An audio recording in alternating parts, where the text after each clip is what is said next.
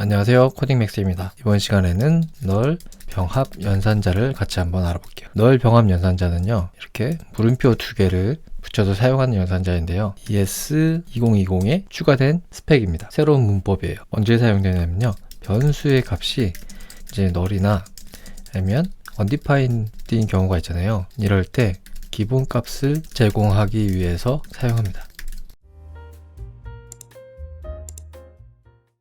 예를 들어 드리면 제가 변수 3개를 하나 선언할게요. 하나는 널을 가지고 const y는 undefined이고 const z는 숫자 0이에요. 이럴 때 console log x 널 병합 연산자 디폴트 출력을 하면은 x 값이 이제 널이니까 널 병합 연산자가 널 대신에 이 기본 값을 제공을 합니다. 그래서 이 콘솔 로그는 디폴트라는 문자열을 출력을 합니다. undefined인 경우도 마찬가지예요. 콘솔 로그 y 널 병합 연산자 해서 디폴트를 출력해 보면 이때도 디폴트 문자열을 반환을 합니다. 그런데 콘솔 로그 z 널 병합 연산자 디폴트를 하면은 이때는 0을 반환하죠.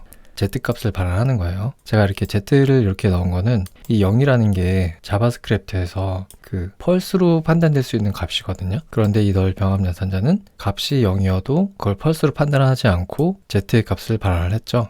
제가 이 예제를 보여드린 이유는 널 병합 연산자가 없었을 때 주로 논리 오화 연산자를 사용을 했어요. 그래서 콘솔 로그 x 오화 디폴트 하면은 이때는 잘 제공을 하죠. 기본 값을. x가 널일 때 이 x 값을 사용하지 않고 디폴트 값을 제공을 하죠. y도 콘솔 로그 y5와 디폴트 하면은 이때도 디폴트 문자열을 반환을 합니다. 그런데 z에 대해서 한번 해볼게요. 콘솔 로그 z5와 디폴트 라고 하면은 이때는 z의 0이 아닌 디폴트 문자열을 반환하죠. 이 코드를 보시면 널 병합 연산자하고 우화 연산자의 차이를 알 수 있어요. 우화 연산자는요, 저희가 이제 단추평가를 같이 얘기할 때 알아봤는데요. 앞에 값이 펄스이면은 뒤에를 평가를 하죠. 그죠? 그래서 이 x, y, z가 모두 펄스로 평가가 되기 때문에 뒤에 있는 값이 반환이 되는 거예요. 하지만 이 z0이 저희에게 의미 있는 값일 수도 있는 거잖아요. 그죠? 펄스가 아니고. 그래서 이런 경우는 의도치 않은 결과일 수가 있는 거예요. 그래서 널 병합 연산자처럼 값이 널이거나 undefined일 경우에만 기본 값을 제공하고 그 이외의 값에는 변수의 값을 그대로 사용하는 게 맞는 거죠. 그래서 널 병합 연산자가 의도치 않은 버그를 안 만드는 더 정확한 연산자인 거죠. 널 병합 연산자는요, 저희가 어떤 함수를 만들 때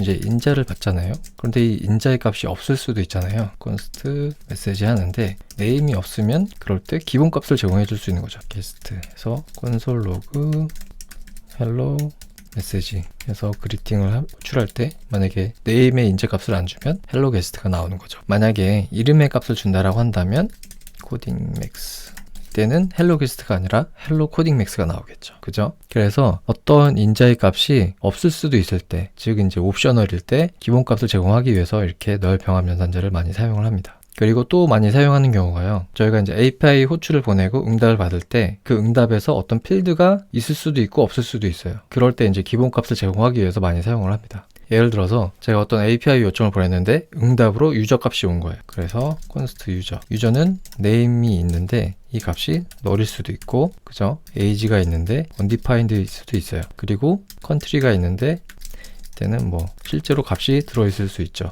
유저 name은 유저의 name인데 값이 없을 수도 있잖아요. 그럴 때는 그래서 unknown 알 수 없고, 만약에 유저 age도 값이 있을 수도 있는데 없을 수도 있잖아요. 그래서 그때도 unknown. 그리고 const user country 했는데 얘도 값이 없을 수 있어요.